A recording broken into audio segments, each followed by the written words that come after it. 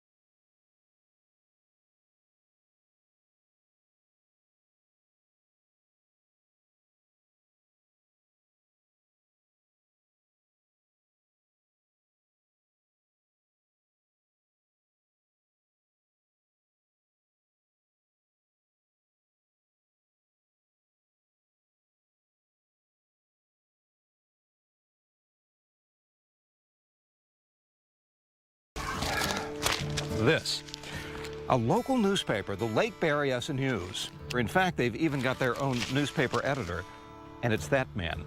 Peter Kilkus, how are you, my friend? Hi, Brian. Nice to see you. Peter, a sort of one-man Lake Berryessa encyclopedia, reminded us that the lake is man-made, built in the late 50s, and before there was a lake. This was all a river valley. This was a stream valley. I wouldn't call it a river, but it was wide enough for the water to come down. There was a town down here. A whole town was down there. And can you imagine what that was like when they decided to build a dam? A very big battle occurred. The town was abandoned and submerged as the water filled. More on that incredible story a little later. The dam was completed in 1958. By 1963, the lake was full and in business, a fabulous place for the whole family. The fun lasted about 40 years, and then life at the lake dried up. This used to be the best restaurants at Lake Berryessa. It looks like it was just scraped. It was. I watched it to be demolished. I watched it be put into dumpsters, and I watched it be scraped down to the dirt. The reason there's no restaurant or hardly any businesses at Lake Berryessa at all is because this land is federal property.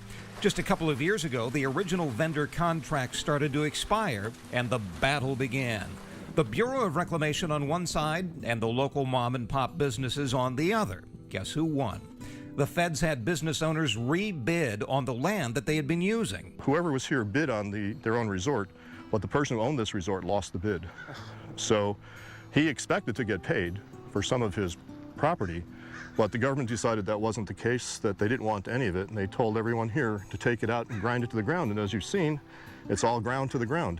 Where there used to be mobile homes, ice cream shop for kids for 30 years, a beautiful restaurant. Gone. Gone. Another group of people lost their level of history. And literally they lost their homes out here. Today, this is a land between eras, but there is hope. A new contractor has won the bid to develop new business. The big plan is to have, the company has 6 resorts. Each of the resorts will have its own theme. They're going to have beautiful restaurants out there, floating restaurants, and it sounds like it's going to be nice. My problem is I'm so old, I'm not sure it'll be done by the time I can use it. Well, when is all this supposed to go in? Well, they have a 10-year plan. And the best news is, despite rumors to the contrary, Lake Berryessa is open for business now. And believe me, the businesses that have survived would love to see you. Lake Tahoe is big, cold, and crowded. Donner Lake is small, cold, and crowded. And Lake Berryessa is big, warm, and uncrowded. It's just right. It's perfect, actually.